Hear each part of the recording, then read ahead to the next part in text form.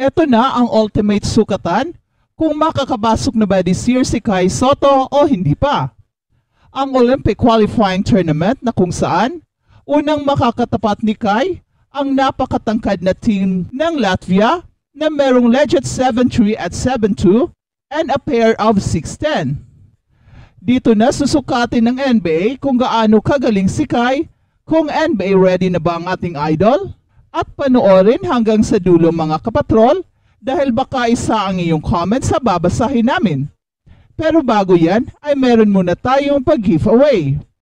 Hey, hey, hey! Attention mga kapatrol! Get ready for an epic giveaway!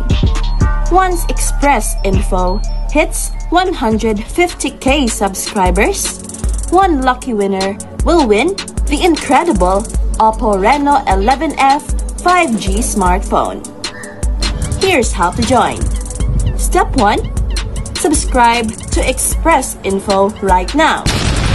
Step 2. Like this video. Then step 3. Comment anything good and positive about our idol Kai Sotto. Super easy. Just subscribe, like, and comment. Magmistulang isang NBA tryout para kay Kai ang nalalapit niyang paglalaro sa Gilas para sa Olympic Qualifying Tournament. It is expected kasi na maraming mga NBA scouts ang manunood sa Olympic Qualifying Tournament with the hope of scouting a gem in a rough kind of a player, at isa sa kanilang pinagtutuunan ng pansin ay ang performance ni Kai na kung saan makakatapat niya ang dalawang 7-footers and a pair of 6'10 ng Latvia. Kaya napakahalaga ng Olympic Qualifying Tournament para sa katuparan ng NBA dream ni Kai. Pero ito ang maganda. Hindi lang si Kai ang pwedeng ma-scout ng mga NBA teams, kundi pati na sina Kevin Kimbao, AJ Edo at Carl Tamayo, at magkakaroon ng pagkakataong magpakitang gilas at ma-impress ang mga NBA scouts.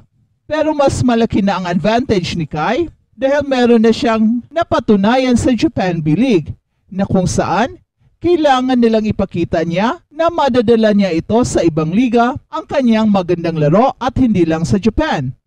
Kung magagawa ito ni Kai, ay siguradong pag-aagawan siya ng mga NBA teams, especially kapag nakikita nila ang bagong dalang lakas ng katawan ni Kai, pati speed and quickness ay malaki na rin ang pagkakaiba.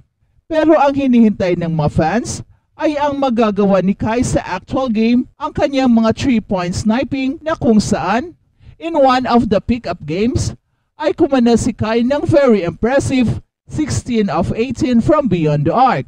At eto na mga kapatrol, ang hinihintay niyong shoutout. Shoutout at G account of an NPC gain more weight around 290 to 350 that have speed, quickness, stamina, endurance, shooting, dribbling, passing, shot blocking, give Yokohama Championship trophy.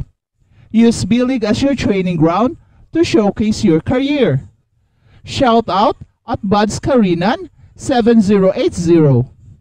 Kapag nakapasok si Kaizu sa NBA, mas gaganahan siya maglaro at ipapakita niya lahat ng Pinoy henyo mga galawan. Shout out at user, sure ball yan, magpakita ng highlight move si Idol Kai niyan kasi sigurado mabigyan ng mahabang oras sa laro. Shout out at Fiat836. Sa tingin ko, meron nang siguradong kukuha dyan sa NBA. Malamang Lakers na yung kausap nila. Kaya focus niya o QT Gilas.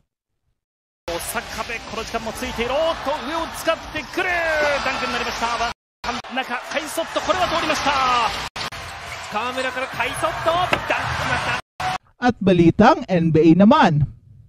Hindi willing si Boston Celtics coach Joe Mazzola na pag-usapan ang tungkol sa complicated issue. Pero kapag iniwasan ito, mas lalong lumalaki ang apoy sa isang lubos pang komplikadong issue. Para sa unang pagkakataon mula noong 1975, may isang black head coach sa bawat gilid ng NBA Finals na may kasalungat si Dallas Mavericks Jason Kidd laban kay Boston Celtics Joe Mazzola. si Alf Attles ng Golden State Warriors at Casey Jones ng Washington Wizards. Ang huling gumawa nito sa isang serye na ang panalo ay ang Warriors 4-0. Sina Jason Kidd at NBA Commissioner Adam Silver parehong nagsalita tungkol sa kahalagahan ng tagumpay at ang simbolo nito na magrepresenta para sa matagal ng pakikipaglaban ng mga black coach sa leadership position na to. At si Coach Joe Mazzola ay mixed race. At mas pinili niya na iwasan ang isyong ito na iginagalang ang kanyang religion higit pa sa kanyang lahi. I wonder how many of those have been Christian coaches. Sabi ni Coach Joe Mazzola when asked if two black coaches in the NBA Finals meant anything to him. There was stunned silence in the room because it felt like an awkward answer, at the very least. Shockingly, and this may come as a surprise to the Boston Celtics coach, it is possible to be both black and Christian. At hindi niya ito pinalawak, hindi niya ipiniliwanag kung ano ang ibig sabihin para sa kanya na maging isang Kristiyano sa ganitong sitwasyon. Pero hindi niya pinili na pag-usapan ito.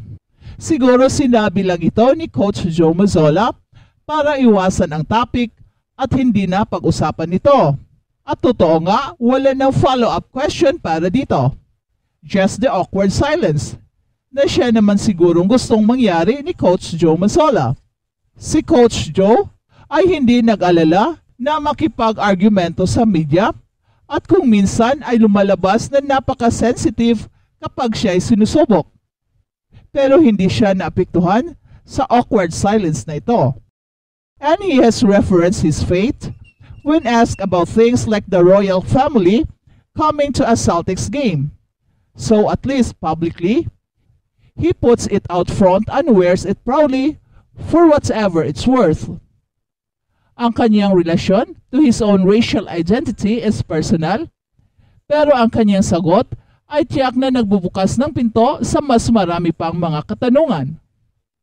Lalo na dahil ito ay Boston at ang NBA's labor force ay karamihan mga black. Ang relasyon ng Boston sa mga black players ay puno ng kontrobersiya at nagsimula pa ito nung panahon ni Bill Russell.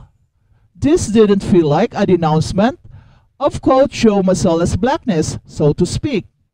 It wasn't quite the I'm not black, I'm OG moment. It just leaves room for interpretation.